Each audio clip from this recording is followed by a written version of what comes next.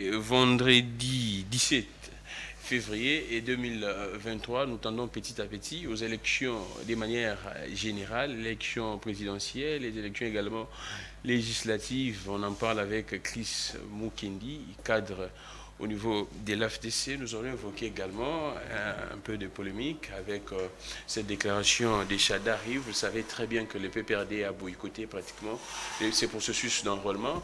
Mais Chadar, il dit que les Maniema va soutenir en tout cas tout fils des Maniema qui briguerait les postes au niveau, soit les postes du président de la République lors de l'élection présidentielle 2023. Donc, tout candidat, tout fils de Maniema qui pourrait postuler comme candidat à la présidentielle de 2023, les Maniema va les soutenir. Cette déclaration a créé un peu de polémiques au sein du PPRD qui y pense, beaucoup de cadres, plusieurs cadres estiment que Chadar ne devrait pas dire ainsi parce que le PPRD est en train de boycotter, et dans ce schéma-là, de boycotter les processus d'enrôlement, bien que jusqu'à présent le PPRD n'a pas boycotté les élections de manière formelle comme ça. Nous allons également parler des Bakolé, faire un petit ricochet parce que on continue d'en parler. Il n'y a plus de combat entre Bakolé et Michael Hunter. On ne sait pas est-ce que l'argent pourrait être restitué à l'État congolais ou bien ça va se passer comment. Nous allons placer également un mot sur ces dossiers des 6 communes. Les résultats de l'enquête de l'IGF, beaucoup de détournements, toujours des détournements. Là, c'est à l'époque, bien sûr, de Joseph Kabila. On parle des milliards de dollars et ça fait tellement fort au dos. En République démocratique du Congo, ce n'est que des milliards et des millions qui sont détournés. C'est ainsi que nous allons nous atteler avec Chris Mukendi, qui je m'en vais dire bonjour et bon avant-midi, Chris Mukendi. Bonjour très cher Gamik, merci pour l'invitation. Bonjour nombreux téléspectateurs qui auront le privilège de nous suivre. Alors, Chris Mukendi, vous êtes de l'AFDC, cadre, secrétaire national adjoint en charge de la propagande du parti. C'est vrai que ça fait un peu quelques semaines, lors de votre enrôlement, c'était en pompe, tout feu, tout flamme. On a vu Chris Mukendi pratiquement les princes, parce que les rois pourraient être votre autorité morale. Bati Lukwebo de Lukunga, on a senti la mobilisation des fils et filles du Ngaliema, de Lukunga en général, venir vous accompagner. Mais il y a d'autres langues qui estimeraient que non, c'était moyennant un petit rien, moyennant un petit monnayage, on doit se le dire. Comment est-ce que vous réagissez face à certains, vos détracteurs qui estiment que non, vous aviez monnayé cette foule-là qui était venue vous accompagner? Ils sont libres de penser ainsi. Hein. Nous sommes dans un pays où la liberté d'expression est garantie. Chacun peut se permettre de dire ce qu'il pense, mais cela ne rencontre pas toujours la vérité.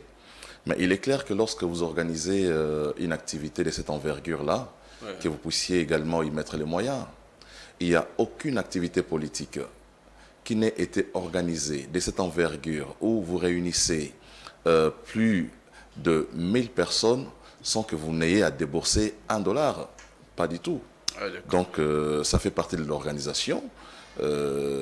Lorsque vous êtes bien organisé et que les résultats, c'est les succès, les détracteurs n'auront pas à manquer de quoi fustiger, parce que dans ces pays, on attribue toujours les succès à l'argent. Voilà, tout est question d'organisation. Mais il faut rappeler ici que je suis un actif de Lukunga. Ma relation avec les habitants de Lukunga, ce n'est pas une relation... mais effectivement, ce n'est pas une relation superficielle. Je suis né à Lukunga, j'ai fait tout mon parcours de la jeunesse à Lukunga, j'ai été dans des clubs de sport à Lukunga, j'ai été dans des églises, j'ai chanté dans des chorales, j'ai été dans des sports de combat, j'ai été dans les églises à Lukunga, j'ai un ancrage, j'ai fait l'université à Lukunga, tout mon parcours c'est à Lukunga, donc c'est tout à fait normal que lorsque vous avez un répertoire aussi fourni, un répertoire important des habitants de Lukunga, que lorsque vous organisez une activité très bien organisée, que vous puissiez avoir même des figures emblématiques. Vous allez y avoir des figures de gens qu'on ne peut pas faire déplacer pour 2000 francs, pas du tout. Exactement. Donc il y a eu des musiciens qui étaient là, il y a eu des cadres. J'ai vu le professeur Jules Gibbons. Ben justement, donc vous faites déplacer Jules Gibbons, vous déplacez Jules Gibbons pour 2000 francs congolais. C'est parce qu'il croit que Chris Mukendi incarne des valeurs, c'est parce qu'il croit que Chris Mukendi prône une nouvelle classe politique. Et voilà, c'est ce qui a fait que la mobilisation a été une réussite. On entre dans la République, la région de la Respublica, Chris Mukendi. On voit un peu quelques bruits au niveau du Sénat. Qu'est-ce qui se passe? J'ai vu récemment la dame, Francine Muyumba, qui était montée au créneau. La situation à l'Est se dégénère, mais le Sénat était un peu discret. Elle a plutôt recueilli quelques signatures pour une session extraordinaire. Après, c'est les professeur Bahati Lukwebo, président du Sénat, qui a essayé un peu de dénoncer les mêmes députés qui ont demandé, qui ont exigé la session extraordinaire, seraient absentés lors de la plénière. Comment vous pourriez expliquer cela? Parce qu'après, j'ai vu également la réaction de Francine Muyumba, qui a pratiquement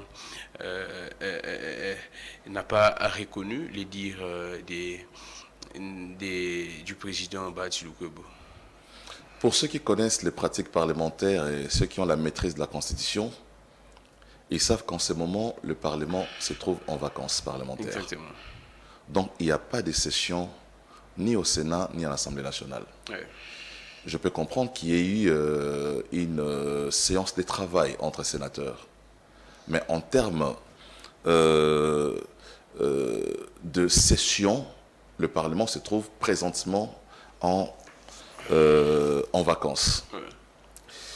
Francine Muyumba est une sénatrice, qui peut émettre un point de vue, qui considère qu'il faut convoquer une session extraordinaire. Elle est dans ses prérogatives et nous ne pouvons pas l'empêcher de réfléchir ainsi. Mais comme vous savez aussi, une session extraordinaire, elle est convoquée soit par le président de la République, soit par les membres du gouvernement qui sollicitent, mais aussi, je crois, les 3/4 des sénateurs peuvent solliciter une session extraordinaire lorsqu'il y a une matière importante.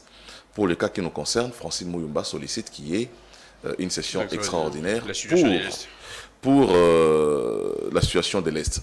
Mais il faut rappeler aussi que nous sommes un Parlement bicaméral. Donc, un Parlement bicaméral, le Sénat ne peut pas siéger sans l'Assemblée nationale. Oh, c'est vrai ça. Mais justement, donc, le S'il Sénat... y a une session extraordinaire au niveau du Sénat... C'est pour toutes les chambres. C'est pour toutes les chambres. Ah, nous avons un Parlement bicaméral. Malheureusement, même certains... Donc, ils ne peuvent pas se tenir une session... Ou soit, ils ne peuvent pas plutôt se tenir une session extraordinaire dans au une niveau... chambre. Pas du tout. Nous avons un Parlement bicaméral, donc la session extraordinaire, c'est pour toutes les chambres. Parce que la même matière qui sera traitée à l'Assemblée nationale sera aussi traitée au Sénat et vice-versa. Donc, on ne peut pas... Là, c'est une bonne précision. Ben justement, on ne peut pas, à la suite d'une initiative d'un sénateur ou d'une sénatrice, convoquer une session extraordinaire. Mais j'ai vu quand même une plénière, non, où le président du Sénat dit que c'est même les sénateurs qui ont exigé une session extraordinaire. J'ai dit ici, c'est une séance de travail. Ah, une séance de travail. Une séance de travail qui n'entre pas dans les cadres d'une session. Donc, parce que le Parlement se trouve présentement en vacances parlementaires. Donc, une séance de travail, le président du Sénat peut convoquer une séance de travail avec des sénateurs qui sont à Kinshasa. Parce que pendant les vacances parlementaires, tous ne sont pas ici à Kinshasa. Certains vont dans leur circonscription électorale, dans le cadre de leurs vacances, pour prendre les désidérata de leur circonscription et en vue d'établir leur rapport de vacances parlementaires. La différence entre une séance de travail et une plénière au niveau du Sénat ou soit du Parlement, c'est quoi? Mais la plénière, elle est réglementaire, elle entre dans le cadre d'une session ordinaire ou une session extraordinaire. Donc, pour les cas d'espèce, mais c'est une séance de travail. Le président du Sénat peut solliciter une séance de travail avec les membres du gouvernement. C'est aussi prévu dans le règlement intérieur du Sénat. Une séance de travail n'est pas du tout interdite. Ah, d'accord. Merci beaucoup pour ces précisions. Merci également à vous tous. Vous êtes nombreux à nous suivre. Nous sommes en direct. Le numéro est là. Je suis avec Chris Mukendi. Vous allez avoir beaucoup plus de précisions sur ce qui se passe, notamment au niveau du Sénat. Mais également cette polémique, bon, je ne sais pas si je pourrais qualifier ainsi de polémique.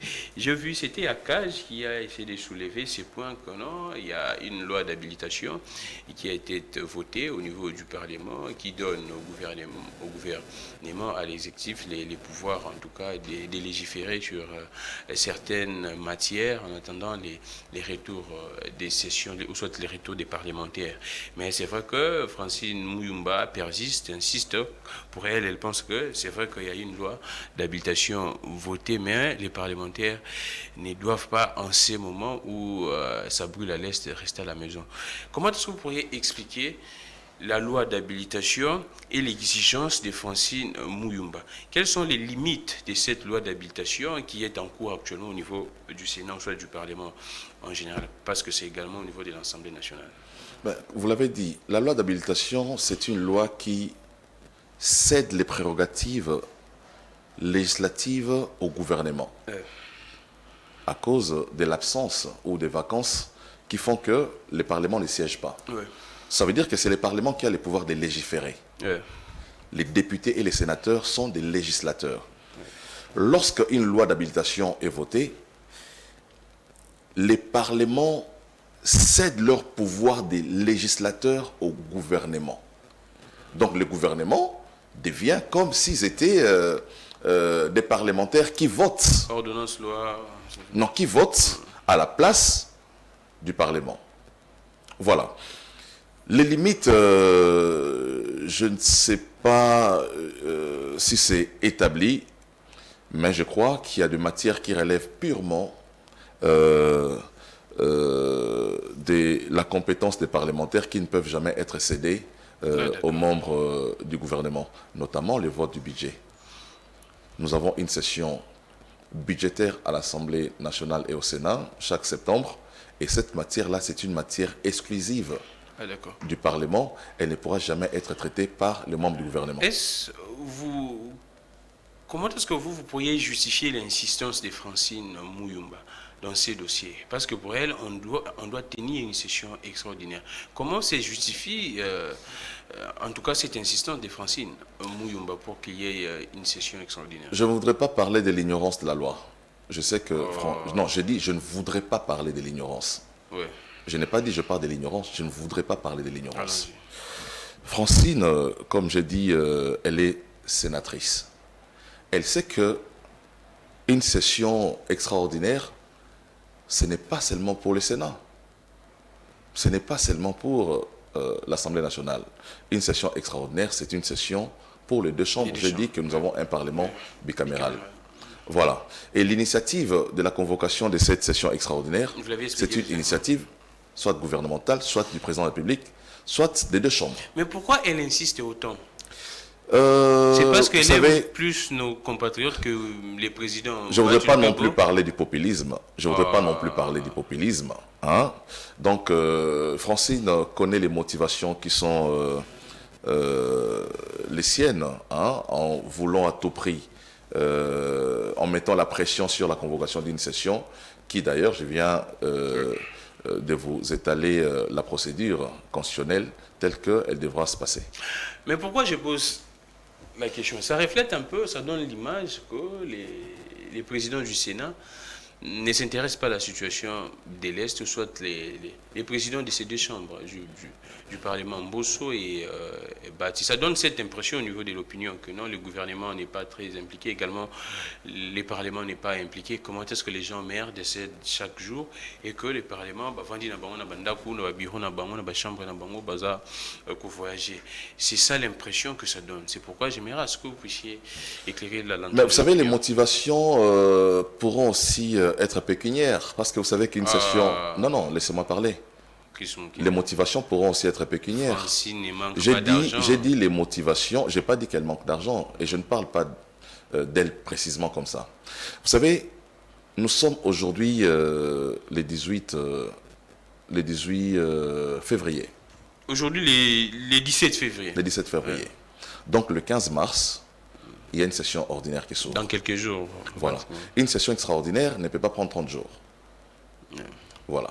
Donc, je crois que les délais qui nous est imparti aujourd'hui, c'est un délai qui nous rapproche beaucoup plus d'une session ordinaire. J'ai dit raison pécuniaire, pourquoi? Parce que les sessions extraordinaires ne sont pas des sessions gratuites. Exactement. Vous avez eu des révélations de Jean-Marc Kabound, Abound à l'époque, hein, je ne sais pas les confirmer, mais qui a 6 montré, millions de dollars. qui a montré à l'opinion qu'une session extraordinaire, ce n'était six. pas une session désintéressée. Il a dit 6 à 7 Je millions ne de dollars. vois aucun sénateur, je ne vois aucun député qui accepterait d'être convoqué, même au nom du patriotisme, au nom de leur attachement à la République, qui accepterait de venir à une session extraordinaire sans être payé. Voilà. Il y a des frais à payer. Et moi, je considère que le gouvernement estime que mieux vaut aller directement dans une session ordinaire qui ne nécessite pas autant de moyens, qui ne nécessite pas que la République puisse saigner autant de finances. Donc voilà. Donc les parlements... à Mouyumba de nous exposer ses meilleures intentions. Donc, moi, je ne les connais pas. J'ai dit ça peut être des raisons de populisme, ça peut être des raisons pécuniaires, je ne sais pas. Donc c'est à elle de nous dire quelles sont les vraies raisons qui la poussent à agir ainsi. Donc l'opinion doit retenir que le Parlement n'est pas désintéressé. Le Parlement est bel et bien intéressé de ce qui se passe à l'Est. Mais justement, parce que Francine, c'est un parlementaire pris de manière isolée. Nous avons 500 députés. Et parmi ces députés, certains sont des circonscriptions où il y a des problèmes à l'Est. Sont-ils désintéressés de ce qui se passe chez eux? Je ne pense pas. Je crois que tous les jours ici, les parlementaires, dans le cadre de leurs vacances aussi, sont là-bas pour suivre un peu la situation de près. Et lorsque viendra la session ordinaire, chaque parlementaire viendra avec son rapport des vacances. Merci beaucoup, Chris Mukendi. On est en train d'essayer un peu de rythmer l'émission. On prend directement l'EAC avec Chris Mukendi. Pourquoi toutes ces questions? Parce qu'on constate que les parlements auraient un peu commis une bourde en ratifiant les traités de l'EAC. C'est vrai que ça a commencé avec le président de la République, ainsi de suite. Hier, j'ai vu même une demande du président, soit de notre pays, adressée aux dirigeants à l'époque de l'EAC pour l'intégration, l'adhésion de la RDC avant même la ratification de ces traités au niveau du Parlement. On constate que c'était une bourde pour la République parce que même quand vous suivez les porte-parole du gouvernement et les ministres des Affaires étrangères, on sent qu'il y a une hypocrisie, il y a un jeu là, il y a du leurre au sein de l'EAC. L'opinion estime qu'on doit se retirer de cette organisation, de cette communauté des États d'Afrique de l'Est. Et de ce fait, les parlements devraient vite siéger pour établir sur ces dossiers. Comment est-ce que vous réagissez? Pourquoi d'abord? Je sais que vous n'êtes pas un parlementaire, mais je sais que vous maîtrisez mieux les questions relatives à notre institution, les parlements. Comment vous pourriez justifier l'adhésion de l'EAC, de la RDC dans l'EAC, étant qu'une personne qui fréquente plus les parlements? C'était pour quelle motivation? Parce qu'on constate que non, apparemment on ne maîtrisait pas tous les contours. Voilà. Dire qu'on ne maîtrisait pas tous les contours, c'est quand même c'est comme trop ça dur. Que l'opinion estime. Voilà. Notre adhésion à la communauté EAC a été motivée par deux raisons, essentiellement. La première raison, c'est notre situation géographique. Le positionnement géographique de la RDC fait de lui d'office membre de l'EAC. D'office. Mais on n'était pas obligé, hein? Non, j'ai dit d'office. Exactement. Hein? L'adhésion viendra de manière formelle plus tard. Et la deuxième raison qui a conduit le Congo à être membre de l'EAC, je pense, c'est les objectifs poursuivis par cette communauté EAC. Et quels sont ces objectifs? Notamment la promotion de la paix et la promotion de la sécurité. La promotion de la paix et la de la promotion de la paix et la promotion Pensez. de la sécurité. Non, mais c'est un des objectifs de l'EAC. D'accord. Un de ces objectifs. Si vous lisez les traités, vous allez voir qu'un des objectifs, c'est la promotion de la paix et la promotion de la sécurité. Voilà. La RDC est un pays à la recherche de la paix. La RDC est un pays à la recherche de la sécurité. Dès lors que nous sommes dans ces conditions de recherche de paix et de sécurité, et qu'il y a une organisation sous-régionale dont un des objectifs est la promotion de la paix et la promotion de la sécurité, il était tout à fait normal que les chefs de l'État, jouissant de ses prérogatives constitutionnelles, puissent adhérer le pays à cette organisation.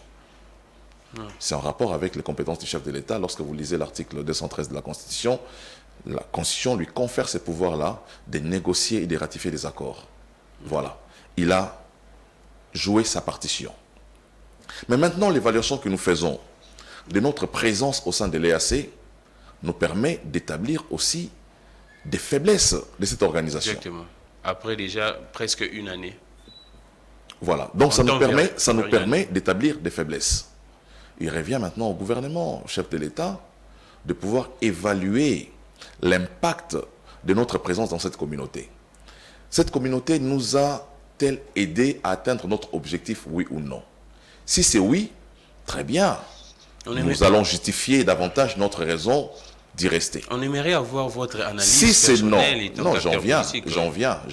Exactement. Je ne peux pas mieux apprécier la situation que le gouvernement, que les chefs de l'État, qui a à son service le renseignement, la sécurité, tout ça. Il a des informations que moi je n'ai pas. La plupart des fois, nous exprimons simplement nos émotions sur les plateaux de télévision, alors que nous devrions exprimer beaucoup plus notre âme d'État. Donc l'État n'a pas d'âme. Nous avons des sœurs qui vivent la situation là-bas à l'Est et qui nous informent. Donc ce n'est pas justement, une question d'état d'âme, c'est la réalité. Non, écoutez, vous savez, l'information qui peut être donnée peut ne pas aussi être conforme à l'information que les services habilités donnent au régime. Donc, les décideurs lèvent des options en rapport avec des informations qui leur sont fournies par des services habilités. Ce n'est pas parce qu'un Chris Moukeni vous donne l'information que vous acceptez. Donc, il y a des services qui sont habilités. Donc, il revient maintenant au chef de l'État. Suite à la pression populaire, nous voyons des manifestations dans le Nord Kivu où les gens demandent le départ de l'EAC. Nous avons vu des images où le chef de l'État lui-même s'adresse au commandant des opérations de l'EAC qui lui demande instamment de pouvoir communiquer avec la population, et son message traduisait aussi le mécontentement vis-à-vis du comportement des éléments de l'EAC sur terrain. Voilà. Ça, c'est dans un cadre global de la situation. Donc, il faut évaluer. En ce qui me concerne, moi, je pense, de la même manière que nous avons demandé les départs de la MONUSCO, il faut demander les départs de l'EAC. Chris Mukendi pense qu'il faut exiger les retraits de la RDC dans les... De la même manière que les Congolais ont demandé le départ de la MONUSCO, moi, personnellement, je ne trouve pas des éléments qui me permettent de soutenir la présence des États de l'EAC ici au Congo. Ah, d'accord. Moi, personnellement. Là, c'est sincère. Donc, je dis, il faut nous retourner vers notre armée, renforcer les capacités de notre armée, telles que nous sommes en train de les faire maintenant, et compter sur elle. Merci Chris Mukendi. Chris Mukendi, bien, il me fournit des éléments. Alors, Chris Mukendi, quand le président dit au niveau des Comores que je ne suis pas dans la logique de faire la guerre serait un peu, ça exigerait un peu des sommes. Comment est-ce que vous réagissez? Aussi longtemps, nous avons l'armée également pour faire la guerre, pour protéger nos frontières. Et quand ces propos-là retentissent dans les oreilles de nos ennemis, que non, ces pays-là n'est pas prêt à faire la guerre, comment vous pourriez réagir face à cette déclaration du président qui dit ça publiquement, que non, il n'est pas dans la logique de faire la guerre? Je suis de sa logique aussi. Pourquoi? Mais pourquoi nous avions... Non, écoutez, nous sommes déjà en guerre. Nous sommes en guerre. Il y a deux types de guerres. Allons-y. Il y a une guerre offensive et il y a une guerre défensive. Sur les territoires congolais, nous sommes dans une guerre défensive. Aujourd'hui, les FARDC sont en guerre avec les ennemis pour protéger notre intégrité territoriale. Ceux qui demandent la guerre voudraient, dans l'esprit de l'article 86 de la Constitution, une déclaration de guerre. Voilà pourquoi Francine Mouyumba, certainement, sollicite une session extraordinaire pour permettre d'évaluer la situation et de demander au chef de l'État de pouvoir faire une déclaration de guerre. Là, c'est sur le plan formel. Mais de manière informelle, nous sommes déjà en guerre. Nous sommes en guerre. Et cette guerre, pour nous, c'est une guerre défensive. Ceux qui demandent à ce que le chef de l'État décrète une guerre, ils sont dans la logique d'une guerre offensive, où le Congo va faire la guerre au Rwanda. Voilà. Mais pourquoi aller faire la guerre au Rwanda alors que le Rwanda se trouve déjà sur votre territoire? La question qu'on doit se poser aussi. Ils sont sur notre territoire, ils possèdent quelques portions de notre territoire, et nous on décrète la guerre. Qu'est-ce qu'on fait? On va au Rwanda, on quitte, on laisse des territoires occupés, on dit on va au Rwanda. Voilà. Nous n'avons pas le même objectif avec le Rwanda. Le Rwanda a un objectif en faisant la guerre à la RDC ou en faisant cette intrusion. C'est une démarche expansionniste. Ils cherchent des terres au Congo. Nous n'avons aucun intérêt à chercher des terres au Rwanda. Mais si demain nous décidons, parce que c'est le point de vue de plusieurs, mais il faut d'abord évaluer tout cela, d'aller faire la guerre, il faut qu'il y ait une loi. Le Parlement devra proposer une loi pour dire quels seront les comportements de nos compatriotes pendant les temps de guerre. Et quelles sont des actions à mener par le gouvernement ou la République pendant la guerre. Nous allons aux guerres pour faire quoi? Pour annexer le Rwanda qui devient une 27e province de la RDC, ou nous allons au Rwanda pour quel motif? Comme j'ai dit, nous, notre intérêt aujourd'hui, c'est de préserver notre intégrité territoriale, mettre hors d'état de nuire des troupes, des rebelles, je ne dis même pas des troupes des rebelles, des troupes rwandaises qui sont sur notre territoire, sous les labels M23. Voilà. Mais qu'est-ce que dit? Est-ce que vous, quand j'ai dit vous, c'est-à-dire le régime, vous ne donniez pas l'impression d'être en position de faiblesse, la RDC, avec ces genres de déclarations, de penser que non, on ne peut pas faire la guerre à l'instant, on doit se préparer, on doit préparer l'armée. Depuis très longtemps, vous faites quoi? Parce que même aux États-Unis, en tout cas, il n'y a pas de guerre, mais c'est que sûr, il y a un budget très colossal alloué à l'armée, les États-Unis se préparent matin, midi, soir. Comment expliquer qu'un État ne soit pas à mesure, après 4 ans de faire une guerre? C'est ça même parmi des missions régaliennes, c'est ça même parmi les premiers devoirs d'un État, c'est-à-dire de préparer sa défense. Vous donnez l'impression d'être en position de faiblesse. Pourquoi? Mais quand vous parlez de préparer la défense, comment on prépare la défense? Allons-y. On prépare la défense en lui accordant des moyens conséquents. Aujourd'hui... Mais vous devez le faire. Non, mais s'il vous plaît. Depuis très longtemps. Mais écoutez, 4 ans au pouvoir. s'il vous plaît. Depuis 4 ans au pouvoir, les budgets de la défense n'a cessé d'augmenter. Là, mais pourquoi vous dites qu'on doit essayer de préparer nos militaires, l'armée, essayer avant de faire... Non, mais c'est ce qui est en train d'être fait. Ce n'est pas il faut. Mais c'est ce qui est en train d'être fait. Oui. La réforme au sein de l'armée, le réaménagement qui s'est opéré au sein de l'armée, c'est aussi ça une stratégie militaire. Parce que nul n'ignore que nous avons une des armées la plus infiltrée d'Afrique. Vous n'ignorez pas cela. On dénonce cela depuis des lustres. Non, c'est ça le problème. Mais justement. Apparemment, nous restons qu'avec des dénonciations. Non, mais justement. Même les présidents dénoncent aussi longtemps. Le problème, ce n'est pas seulement la dénonciation. Le problème, ici, c'est agir dans le sens de ne pas créer une guerre dans le pays. De ne pas agir dans le sens de diviser notre armée. Il faut faire très attention. Lorsque vous partez en guerre, vous avez vu des images des officiers des FARDC qui quittent les rangs des FARDC pour rejoindre les camps de M23. Ça veut dire qu'ils sont nombreux dans les rangs de notre armée qui s'étaient constitués à une certaine époque en Congolais, qui avaient été intégrés dans notre armée par des méthodes de brassage et de mixage, mais qui n'ont jamais couper les cordons ombilicaux avec leur rébellion avec le Rwanda. Et ça ne se justifie pas par les manques de sérieux de notre armée? Non. Les militaires, ils constatent que non, il n'y a pas de sérieux, il n'y a pas d'organisation, il n'y a rien. J'ai dit, c'est une affaire politique. C'est politique. Lorsque nous sommes allés à Sun City, toute la classe politique a accepté.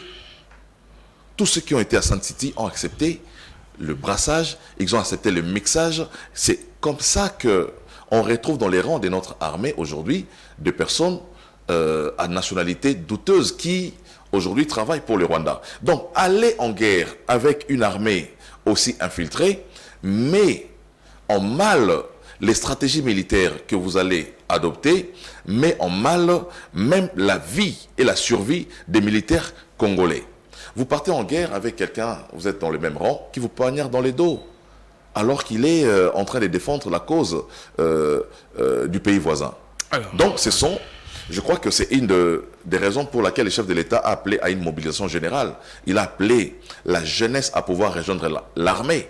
Mais c'est un processus qui a commencé. On ne va pas aussi livrer ces jeunes-là pour qu'ils aillent servir comme de la chair à canon, alors qu'ils n'ont pas encore la formation nécessaire. Donc j'ai dit, on est dans les deux fronts au même moment. Sur le plan diplomatique, le chef de l'État se bat diplomatiquement pour résoudre le problème. Voilà pourquoi il dit qu'il n'est pas dans la logique de la guerre. Mais sur le plan militaire, nous sommes déjà en guerre. La diplomatie n'explique pas la guerre. Hein, mais justement, j'ai dit les deux, deux approches. Sur le plan militaire, nous sommes déjà en guerre, mais pour nous, c'est une guerre défensive. Lorsque nous aurons à gagner la guerre défensive, parce qu'avant de faire la guerre offensive, il faut avoir gagné la guerre défensive. Alors, il faut d'abord commencer par récupérer tous les territoires occupés. Si demain nous voulons faire la guerre au Rwanda, nous devons d'abord au préalable garantir l'intégrité de notre territoire. Nous l'avons garanti et puis on peut se décider. Ok, ces gens nous ont fait la guerre, maintenant pour éviter qu'à l'avenir ils reviennent encore avec la même méthode, que faudra-t-il faire? On déclare la guerre au Rwanda. Voilà. Mais lorsque vous déclarez aussi la guerre au Rwanda, parce que vous vous plaignez déjà du fait que l'EAC est considéré comme complice du Rwanda. Pas complice, des auteurs même. Voilà, ça ce sont vos propos. Non, vous les considérez. L'opinion considère que l'EAC est complice de ce qui se passe. Alors, vous déclarez la guerre au Rwanda. Vous avez des assurances que lorsque vous déclarez la guerre au Rwanda, que l'EAC ne se mettra pas du côté du Rwanda? Vous avez des assurances, s'il te plaît. Ce que je dis, c'est important. Vous avez des assurances que lorsque vous déclarez la guerre au Rwanda, la France, qui donne 20 millions de dollars à l'armée rwandaise, tout en sachant que le Rwanda a fait invasion en RDC, se permet quand même de lui donner 20 millions de soutien. Lorsque vous allez en guerre avec le Rwanda, la France ne se met-elle pas du côté du Rwanda? Ce sont des questions pour lesquelles nos services d'intelligence devraient y réfléchir pour lever la meilleure option qui non pas met en péril la nation, mais une option qui permet à ce que la République retrouve son intégrité territoriale. Alors, Chris Mukindi, on a voulu. Quand le président dit que si la paix ne revient pas à l'Est, je considérerais que mon mandat c'est un échec.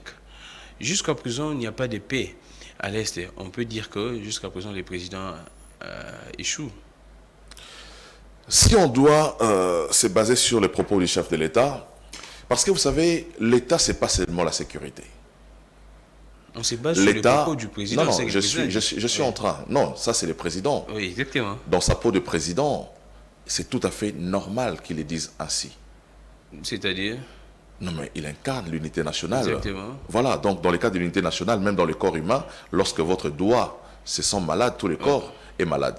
Mais cela ne veut pas dire que votre jambe ne va pas bien. Votre doigt est malade, cela ne veut pas dire que votre oreille ne va pas bien. Cela ne veut pas dire que votre œil ne fonctionne pas bien. Donc, c'est une partie de son mandat.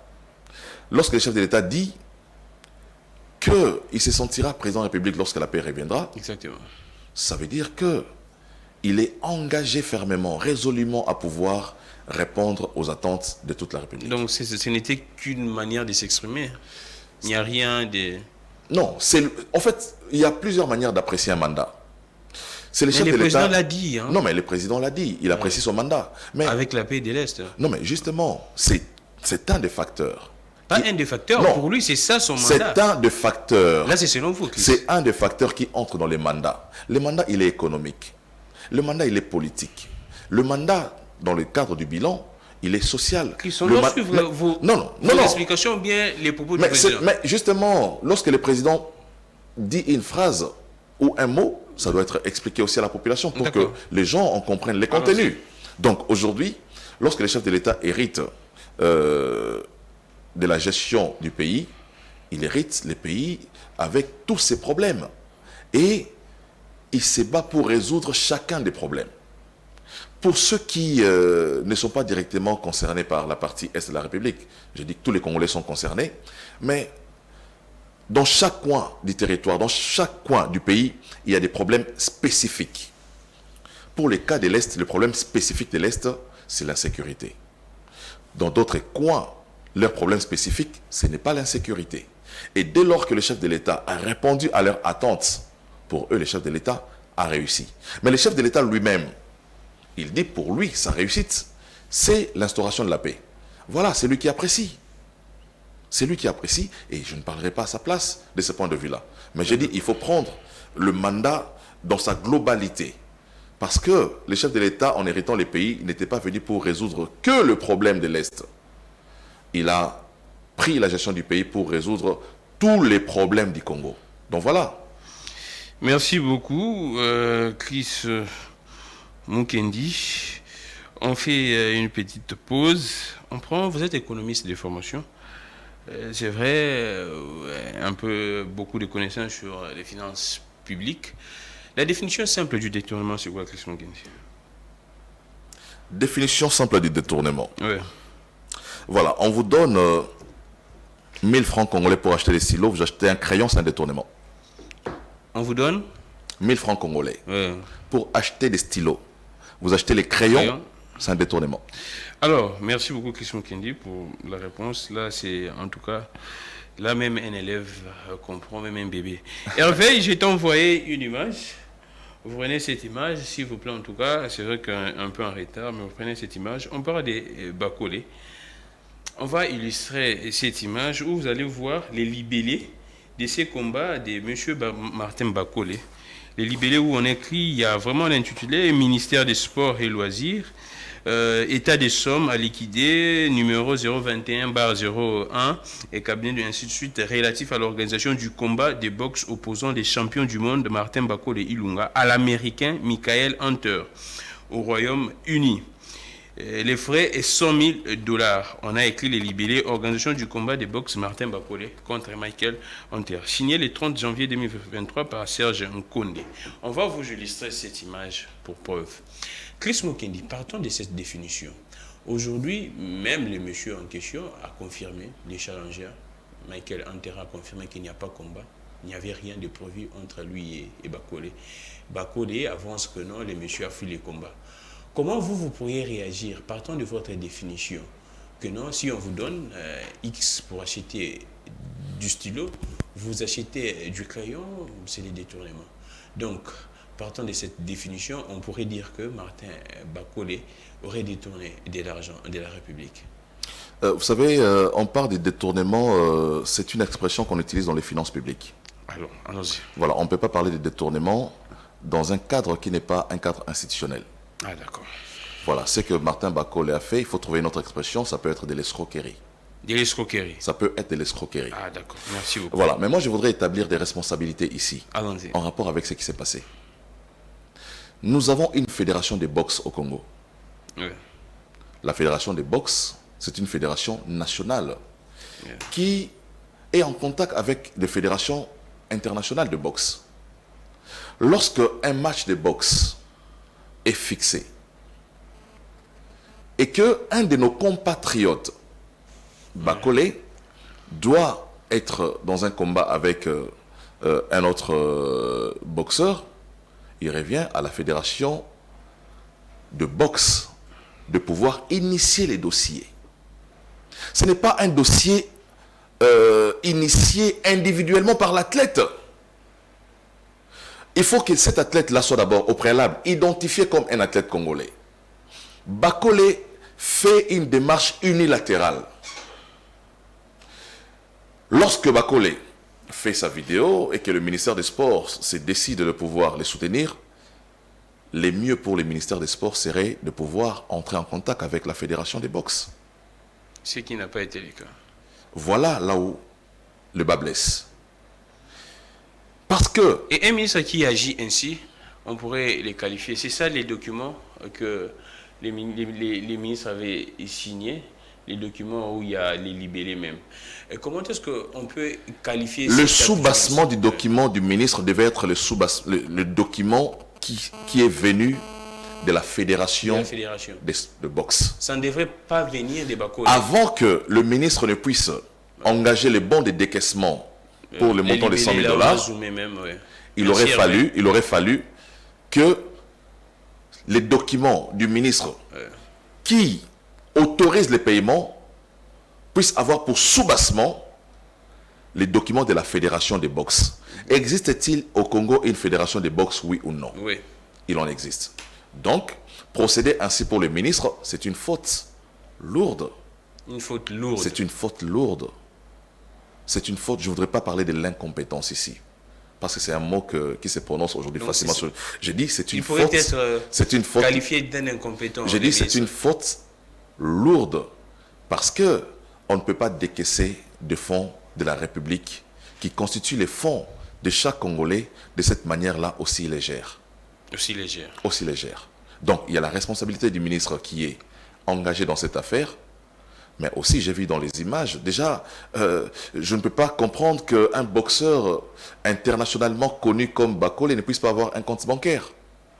J'ai suivi la vidéo de Bakole qui dit ceci, Chris Mukendi, il dit que pour lui, il aurait souhaité que ça soit viré dans son compte, mais il n'a pas compris comment est-ce qu'on l'a appelé pour lui remettre cet argent en main propre, en liquidité, comme ça, et qu'on filme. Il s'étonne. Pour lui, il accuse que non, on est en train de combattre les présidents de la République en interne. Non, mais qui filmait? J'ai vu Israël Mutombo dans la pièce. Oui, c'est l'image des Bosso dans la politique. J'ai vu Israël Mutombo dans la pièce. C'est l'image des Bosso dans la politique. Donc, Mutombo, c'est un patron des médias. Je considère que la caméra qui filmait, c'est la caméra de Mutombo. Oui, exactement. Voilà. Et en tout cas, c'est une faute. Moi, j'ai dit c'est une faute grave. On ne peut pas payer en main une somme aussi colossale. Alors que dans nos banques, déjà, on ne peut pas vous payer 10 000 $ en espèces comme ça lorsque vous présentez. Voilà, il y a des mécanismes qui, pour lutter contre les blanchiments d'argent, qui interdisent ce genre de pratiques. Lutte contre le terrorisme et je suis quand même estomaqué de voir que le ministre des Sports l'a fait en violation de tous ces principes de finances publiques. Le ministre Serge Konde, je ne sais pas. Le ministre Serge Konde, normalement, il a déjà accoufi déjà. En fait, accoufi na magambouya, il y a liwate, mais na magamba gestion du fait qu'il a un dossier sur les CHAN, il n'y a pas de résultats, on prend les stades, il n'y a pas de résultats, tirer encore sur lui, sur ces dossiers de Bakole, je ne sais pas. Mais du moins, est-ce, quand on dit que l'Union sacrée gère les pays par légèreté, avec cet exemple, ça pourrait s'expliquer? Vous savez, quand vous parlez, moi je ne suis pas de ceux qui vont d'un cas particulier pour généraliser. C'est un ministre, il siège dans le conseil du ministre. C'est un ministre. Un ministre n'incarne pas l'ensemble du gouvernement. C'est un ministre pris de manière sectorielle. Il a son secteur. Donc s'il faut tirer sur un membre de l'Union sacrée qui a mal agi, qui a brillé par de l'incompétence, c'est lui qu'il faut indexer. Je ne suis pas de ceux qui prennent tout le monde dans le même sac parce qu'il y a des ministres brillants dans ces gouvernements. Donc je dis, il ne faut pas généraliser les cas. S'il y a des reproches à faire au ministre Konde, faisons-les lui, ces reproches, mais ne mettons pas l'ensemble des membres du gouvernement parce que chacun est responsable de son action, parce qu'il a été placé à la tête d'un ministère. Mais Chris Mukendi, vous êtes économiste, et c'est un peu d'expertise dans des questions de finances publiques. Les ministres n'ordonnent pas, c'est les ministres des Finances qui ordonnent, et c'est la banque qui libère de l'argent. Donc, pourquoi nous fustigeons plus le ministre? Aussi longtemps, il y a eu un ordonnancement de la part du ministre des Finances et que la banque centrale a payé. Pourquoi la banque ne devrait pas? Non. La banque a reçu des injonctions d'équipe pour donner de l'argent comme ça. Non, non. Là, nous sommes au ministère des Sports. Je crois que Bakole est payé par un comptable du ministère des Sports. Exactement. Ça veut dire qu'en amont, le processus de décaissement de l'argent du trésor public a été déjà franchi. Exactement. Là, nous sommes dans la phase finale. Ouais. Au sein du cabinet, mais même au cabinet, ce n'est pas aussi le ministre qui autorise le paiement, il y a un directeur financier. Exactement. Dans ces cabinets qui autorise le paiement auprès du comptable. Ouais. Mais j'ai dit certainement, parce que dans chaque ministère, il y a une caisse, il y a un comptable. Ce n'est pas pour rien qu'il y a des comptables et des sous-gestionnaires dans chaque ministère. C'est parce que chaque ministère aussi a des dotations. Exactement. Ça veut dire que le processus de dotation a été déjà clôturé et que dans la caisse du ministère se trouve déjà l'argent, mais l'ordonnancement, là on ne parle pas d'ordonnancement, on parle d'une autorisation de paiement au niveau du cabinet, parce que l'ordonnancement, c'est un processus au niveau de la chaîne des dépenses. Ministère du budget, ministère des finances, banque centrale, et ça vient à la caisse du ministère. C'est à ce niveau-là qu'il faut déceler la faiblesse. Donc, moi j'ai dit, la responsabilité n'est pas au niveau de la chaîne des dépenses, la responsabilité se trouve au niveau du ministère des Sports. Merci beaucoup Chris Mukendi pour la précision. J'aimerais également, quand Chris Mukendi parlait du détournement, on parle plus du détournement quand c'est un fonctionnaire de l'État. Quand c'est un fonctionnaire de l'État qui utilise de l'argent pour ne pas exécuter l'objectif prévu. C'est ça les détournements. Chris Mukendi, on évolue, c'est vrai que le temps nous fait un peu défaut, il y a beaucoup de sujets à traiter, mais on prend vite fait, c'est vrai qu'on prendra les spots de cette activité à la fin de l'émission. Il y a une activité organisée par les communicateurs de l'Union Sacrée. J'ai vu sous l'initiative de Fumutoto pour essayer d'expliquer, d'essayer de s'armer concernant les bilans du président de la République. C'est prévu pour demain samedi, le 18 février. Je vous ai vu comme intervenant. Et qu'en est-il de cet événement? Ben, je crois que c'est une initiative... en tout cas individuelle, il faut le dire ici. C'est individuel. Initiative de Fumutoto, qu'il est fait dans les cadres des alliés de l'UDPS au sein de l'Union Sacrée, c'est une initiative encouragée, où on parle du bilan du chef de l'État avec... de manière chiffrée, des explications, comment aborder la question.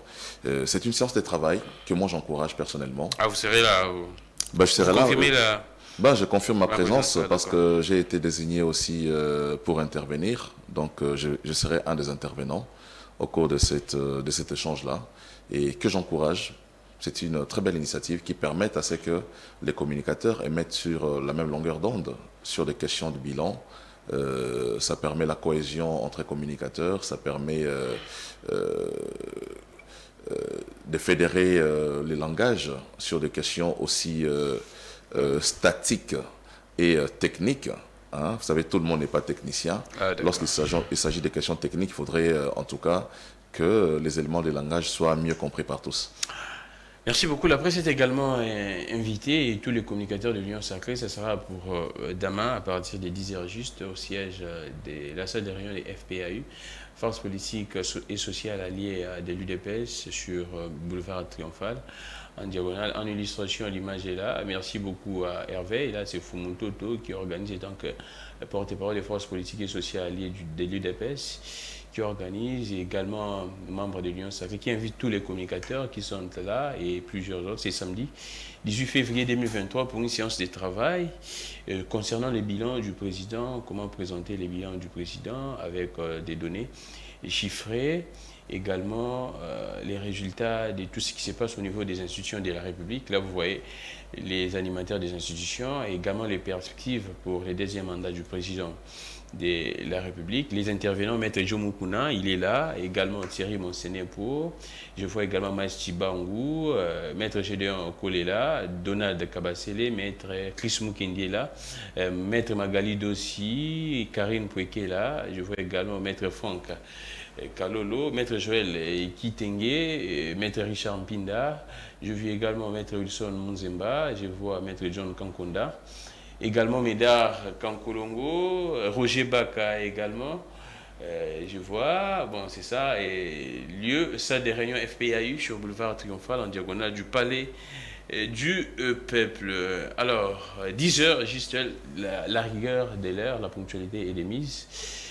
Je pense que, oui, notez bien tout celui qui pense intervenir pourrait contacter ces numéros. Alors, Chris Mukendi, on prend vite les processus électoral, vite avec vous.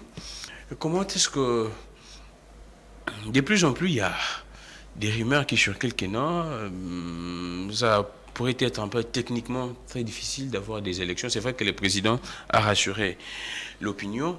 Mais comment est-ce que vous continuez à constater ces processus, à observer ces processus d'enrôlement? Et on commence déjà à la partie Est, mais il y a toujours un peu d'inquiétude face à l'insécurité. Mais vous pensez que dans la globalité, ça marche mieux? Y a-t-il, la population peut espérer et donner confiance à ce qui se passe, dans ce qui se passe? Vous savez, nous sommes dans un pays où le pessimisme est devenu le mode opératoire de plusieurs d'entre nous. Mais ça se constate, non, Christian? Non, justement. Voilà, donc libre à chacun, ça se constate. Allons-y. Vous avez parlé des rumeurs. Des rumeurs, oui. Mais je ne pense pas que techniquement, l'organisation des élections soit impossible. Techniquement, pas du tout. Ah, d'accord. Je pense par contre que la contrainte sécuritaire sera à la base de l'option politique à lever pour l'organisation des élections La ou contrainte pas. sécuritaire. La contrainte sécuritaire. Voilà, avec ce qui se passe. Là, c'est comme Joseph Kabila en 2016, Voilà, qui prenait pour prétexte également. bon, je ne sais pas si c'était un prétexte, mais il y a eu des élections en 2018, même avec ces Après prétextes-là. glissement, hein? Ouais. Voilà, après glissement. Je dis, lorsque le président de la CENI publie son calendrier, nous constatons une chose. Ouais. Nous constatons que le troisième ère opérationnel en termes d'enrôlement, c'est la partie concernée par la guerre aujourd'hui. Ouais. Et il a fait de manière à permettre à ce que le FARDC, pendant ces temps, puisse gagner du temps en termes de la restauration de la paix dans cette partie de la République. On a commencé les élections par la partie ouest, nous sommes au centre aujourd'hui, et la partie ouest, c'est la dernière phase. Ouais, Chris. Maintenant, il faut lever une option. Parce que la CENI ne pourra pas envoyer ses agents dans des contrées à problème. Ça, c'est évident. La CENI ne pourrait pas envoyer ses agents dans des pas, contrées ne pourra pas envoyer ses agents dans des contrées à problème où il y a l'insécurité, où il y a la présence des troupes rwandaises, où il y a la présence... Pardon? Vous insinuez quoi en disant ça? Non, mais je suis en train de vous donner ma réflexion. Allons-y. Ça veut dire que, puisque une partie du territoire est occupée, il faudra lever une option. Si nous tenons à l'organisation des élections dans les délais, il faut lever une option comme l'option qui a été levée en 2018. 2016, je ne voudrais pas... Non, 2018. En 2018, nous sommes allés aux élections sans Béni et sans Yumbi. Mais c'était une option en violation de la Constitution. Moi, je dis aujourd'hui, il faut que les Congolais se mettent d'accord sur l'option à lever.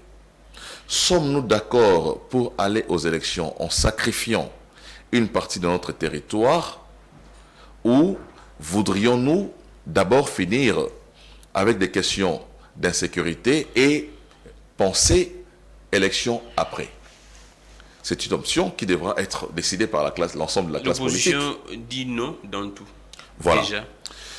Je dois noter ici que les élections ont une contrainte constitutionnelle. Il faut organiser les élections dans les délais. Très bien. Mais il faut rappeler aussi que l'intégrité territoriale est une contrainte aussi constitutionnelle. On ne devrait pas... Tout Congolais a ses droits de vote. Voilà. On ne devrait pas...